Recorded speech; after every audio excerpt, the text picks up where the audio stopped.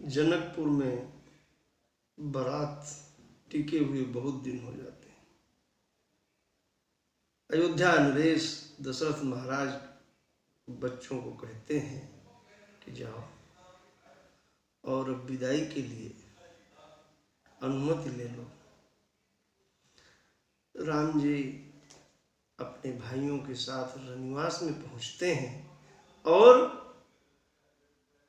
अपने पिता की बात माताओं को कहते हैं और रनिवास में उदासी छा जाती है कि अरे अब ये आनंद कहाँ मिलेगा। और हमारी सुनैना माई, क्या भाव है यहाँ पर गोस्वामी जी की लेखनी चल रही है कि हृदय लगाई कुंवरी सबलीनी, हृदय से लगाया है बेटियों को और कर विनय सिय राम ही समर्पी जोरी कर पुनि पुनि कहीं बलि जाऊं तात सुजान। बलिहारी जाऊं मैं बेटा, तुम परिपूर्ण काम जान सिरो मनि भाव प्रिय। तुम तो जो बात हिमालय जी ने भोलेनाथ को कही है वही बात माता सुनैना राम जी को कह रही, तुम तो पूर्ण काम हो। और अस कही रही चरण गही रानी, रानी दामाद का पैर पकड़े हुए, चरण गही रानी, चरण छुआ नहीं है, चरण पकड़ी। और राम विदा मांगत कर जोरी। सीता मैया की विदाई ये लाइव टेलीकास्ट कर रहा हूं, जो ध्यान से सुनेगा उसे मैया की विदाई दिखाई पड़ेगी, कैसी विदाई हो रही है कि राम विदा मांगत कर जोरी, किन्हीं प्रणाम बहोरी बहोरी। बार बार प्रणाम करते हैं, माई चलने दो, देर हो रहा है, समय शायद निकली जा रही है।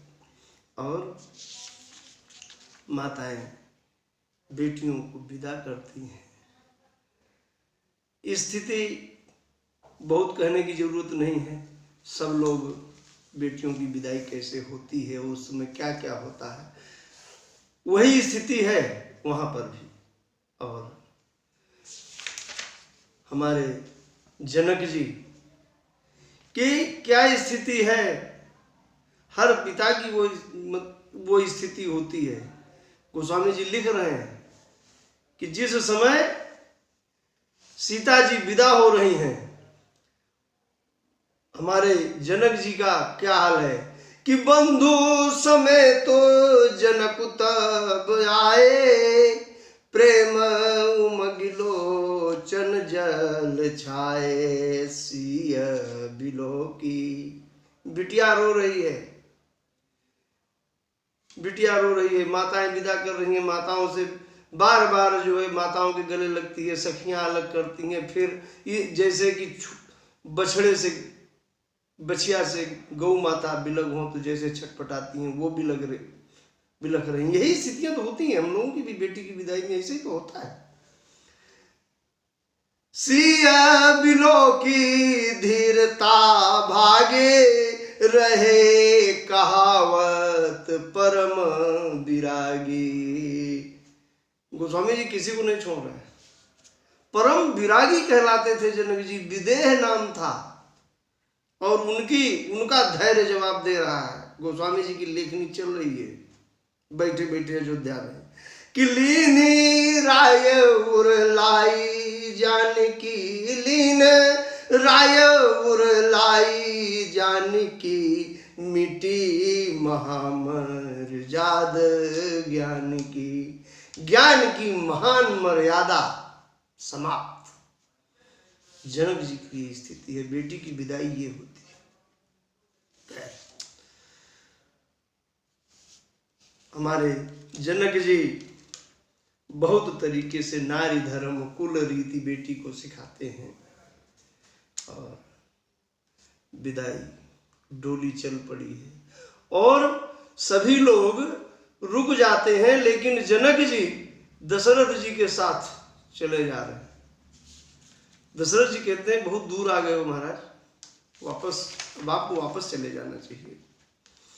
तो इतने प्रेम में है जनक जी, कह रहे हैं कि तब विदेह बोले कर जोरी, हाथ जोड़ करके कह रहे हैं समधी से कि करूं कौन विधि विनय बनाई। कैसे कैसे मैं, मेरी विनम्रता, विनय बनाई शब्द का प्रयोग किया है।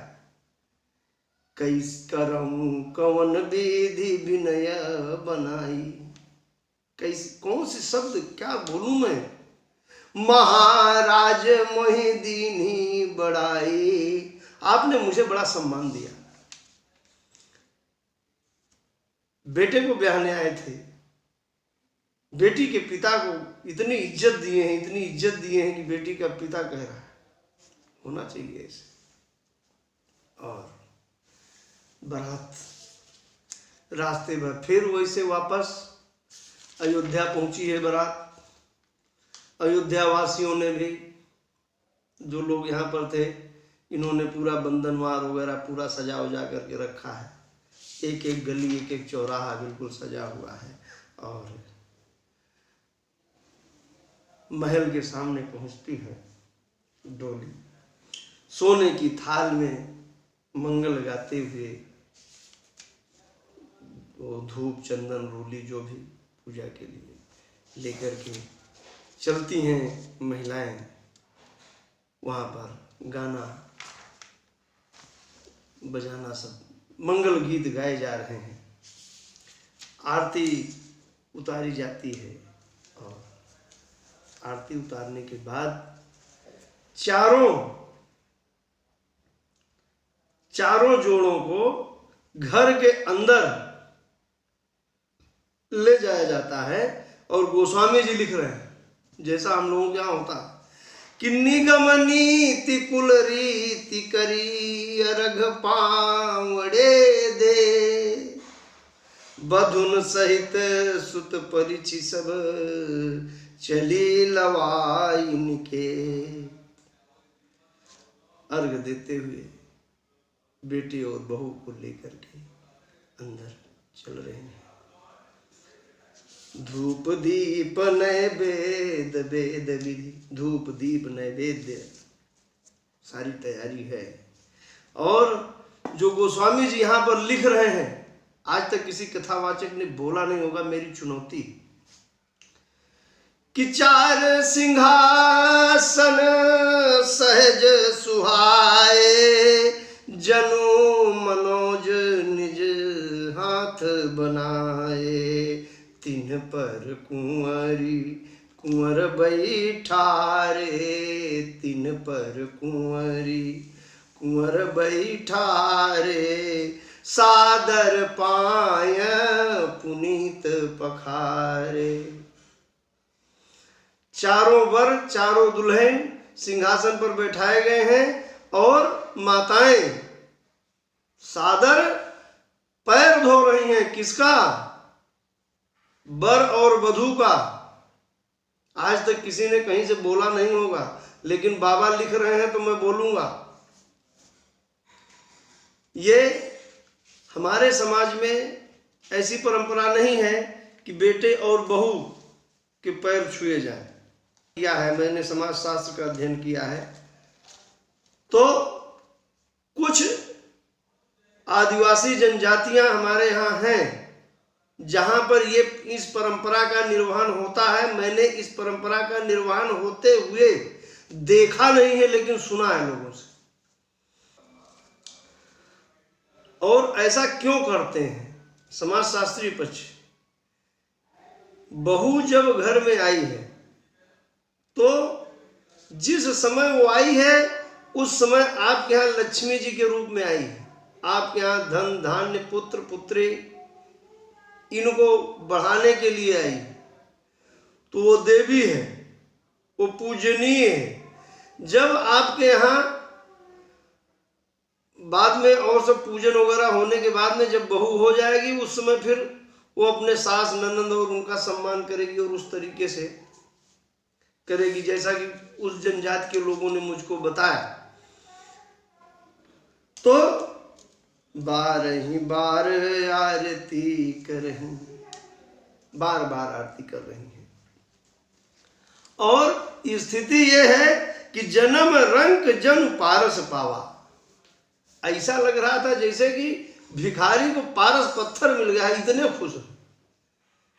अब समाजशास्त्री परिप्रेक्ष्य में मैं आ जाता हूं कि जिस समय बहू आती है, हमारे परिवार में किसी को किसी भी तरीके की ऐसी बात बहू से नहीं कहनी चाहिए कि तुम्हारे मायके वालों ने ये नहीं दिया, कि क्या नहीं किया, कि स्वागत नहीं किया। नहीं, कभी नहीं कहना चाहिए। ये समाजशास्त्री पक्ष है। बहू आई है, आप बिल्कुल प्रसन्न भाव से बहू का स्वागत करिए और बहू से कहिए बहुत अच्छा, आप आई, मैं धन्य होगा। खैर, अब जो बाराती लौट के आए हैं, अभी तो बाराती लौट के जिसके यहाँ से बारात गई है, न तो उसके यहाँ से बाराती बारात जाते हैं और न तो बाराती उसके यहाँ वापस जाते हैं। बाराती सीधे गेस्ट हाउस जाते हैं, गेस्ट हाउस से अपना भोजन वगैरह ग्रहण करके चले जाते हैं। पहले परंपरा थी, उस परंपरा के अंतर्गत मैंने बारात की। राजा ने सब बारातियों को भोजन कराया है, उनको यथा योग्य जो भी था अपना विदाई दिया है।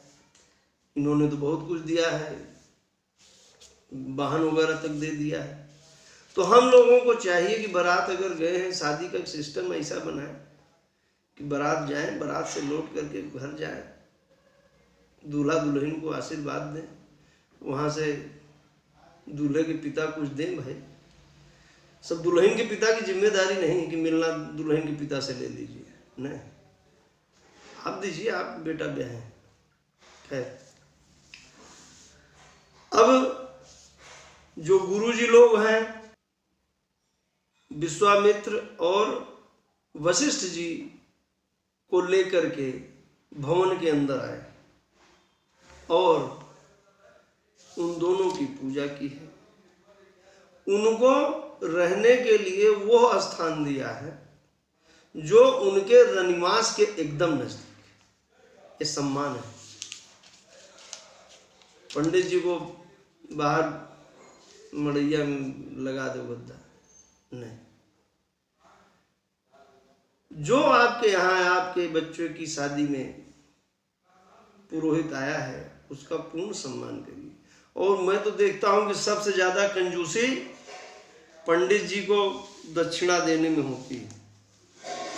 पंडित जी को प्रसन्न करिए। जितना प्रसन्न मन से पंडित जी आशीर्वाद दे करके जाएंगे, उतना ही आनंद मंगल होगा। मानस मंगल करनि भव भय हरनि तुलसी कथा रघुनाथ की गाने और सुन लेने से नहीं हो जाएगा, उसको प्रैक्टिकल धरती पर आपको एग्जीक्यूट करना पड़ेगा।